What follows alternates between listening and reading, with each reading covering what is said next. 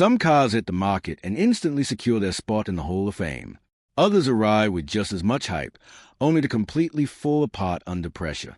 If you look back at 1970s Britain, it was a weirdly fascinating era for the automotive industry.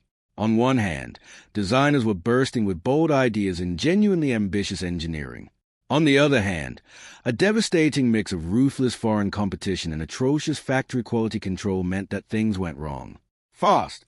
Today, we are diving into 10 British cars that had all the potential in the world, but ultimately tripped over their own feet. Number 10. Vauxhall Firenze Droopsnoot. Let's start with one of the absolute visually striking cars of the era. When Vauxhall rolled out the Firenze Droopsnoot in 1974, it genuinely looked like a racing machine built for the road.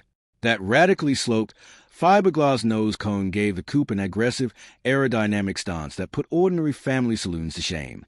Underneath that sleek hood lived a 2.3-liter four-cylinder engine pumping out 131 horsepower. Now, by today's standards, that doesn't sound mind-blowing. But back then, it gave the Firenze enough legs to run shoulder-to-shoulder with some pretty serious European sports cars. Slide into the driver's seat, and you were greeted by deeply bolstered sports chairs and a completely driver-centric dashboard layout. It felt purposeful. People loved it because you got exotic, head-turning style and crisp handling without an exotic price tag. So, what killed it? Shocking timing. The Droopsnoot landed right on the heels of the 1973 oil crisis. Overnight, fuel economy went from a minor footnote to the only metric buyers cared about. Expensive, thirsty sporting coupes became a massive liability, production collapsed, and this stunning machine was relegated to a quirky footnote in automotive history. Number 9. Jensen Healey. The buzz around the Jensen Healey launch in 1972 was immense.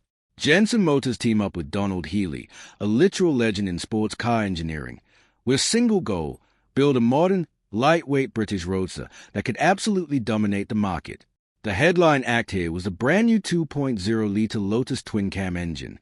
When you found a twisting B-road, this car was an absolute joy.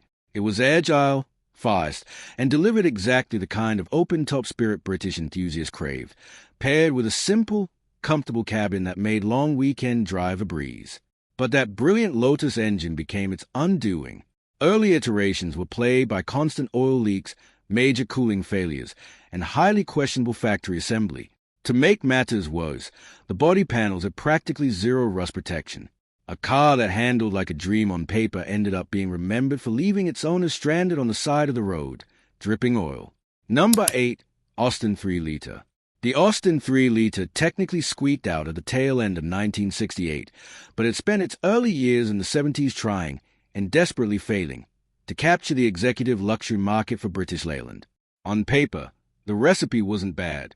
It had a remarkably smooth 3.0-liter straight-six built for quiet, effortless highway cruising.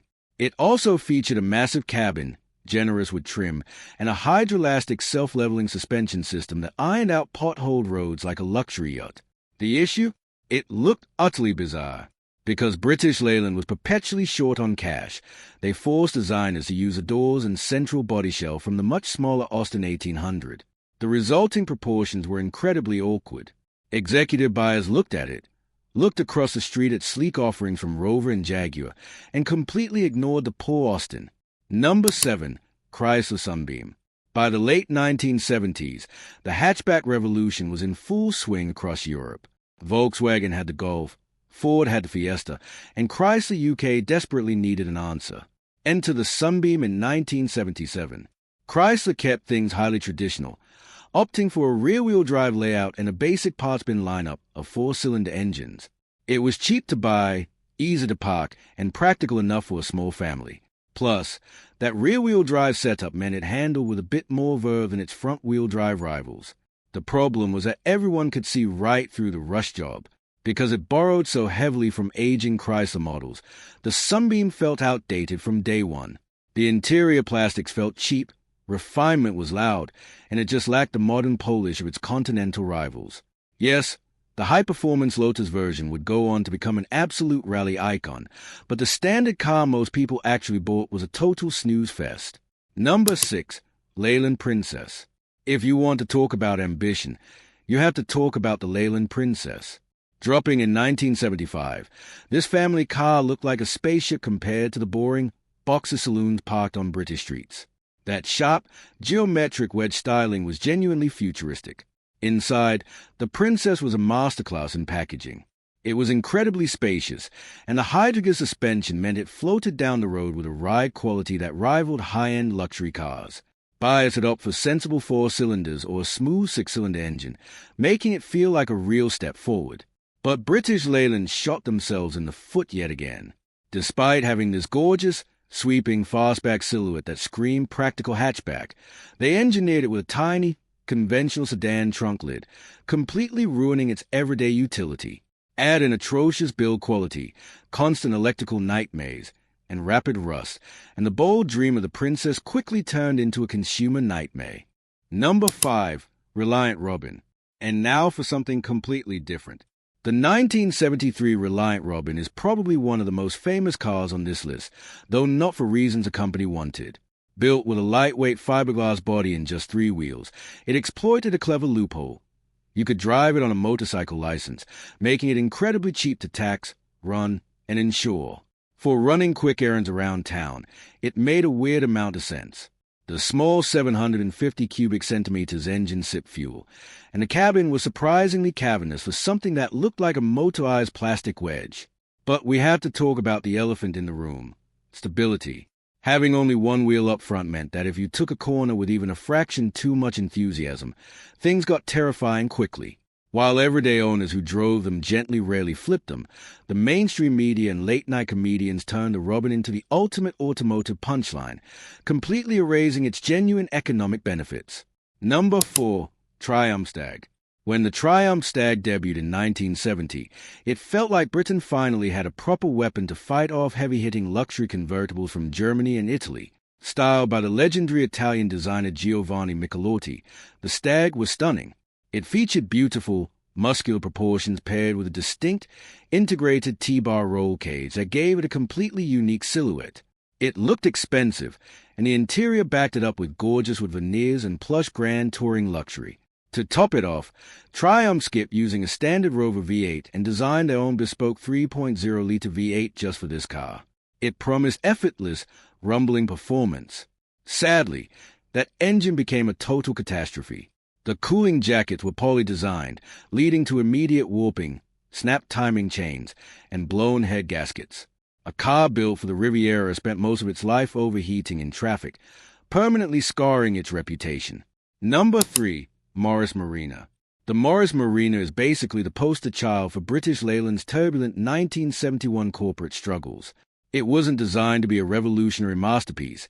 It was rushed to market as fast as humanly possible to stop the Ford Cortina from stealing all their fleet sales. Because of the rush, it was incredibly basic. Conventional 4-cylinder engines, a straightforward layout, and a decent amount of cabin space meant it originally sold like hotcakes to families and sales representatives who just wanted a cheap, simple car. But once the initial sales rush died down, the cracks showed. To save money, British Leyland used front suspension geometry dating back to the 1948 Morris Minor. The handling was notoriously terrible, the build quality was wildly inconsistent, and rust would eat these cars alive within a few seasons. It started as a sales success but ended up as a national symbol of an industry running out of time. Number 2. Austin Allegro. Replacing the beloved, best-selling Austin 1100 was always going to be a nightmare task, but when the Allegro arrived in 1973, expectations were sky high.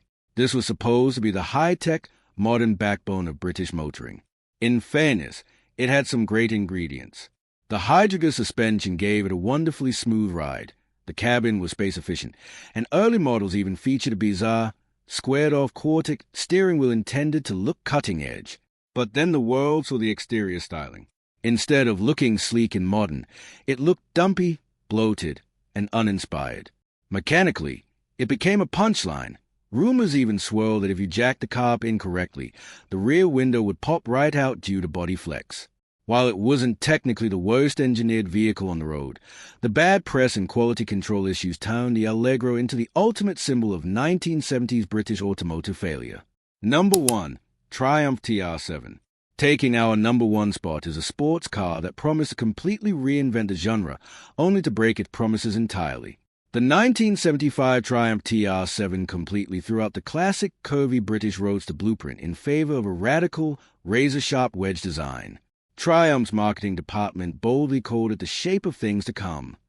At launch, it featured a modern cockpit, great seats, and a 2.0-liter engine tuned to pass strict U.S. emissions laws, which was its primary target market.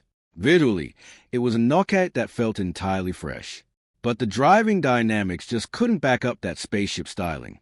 The engine felt sluggish, the electrical systems were completely possessed by gremlins, and massive labor strikes at the factories meant cars were leaving the line with shocking build defects. By the time they finally fixed the car later in its life cycle, even dropping in a roaring Rover V8 to give it the speed it always deserved, the TR7's reputation was completely cooked. It remains the ultimate example of a car that promised a future but delivered a headache. Looking back, these 10 cars paint a picture of a British car industry brimming with creative talent and ambition, but completely let down by corporate mismanagement and terrible timing. Which of these 70s missteps do you think deserved a better fate? Drop a comment below, hit that subscribe button, and we'll see you in the next video.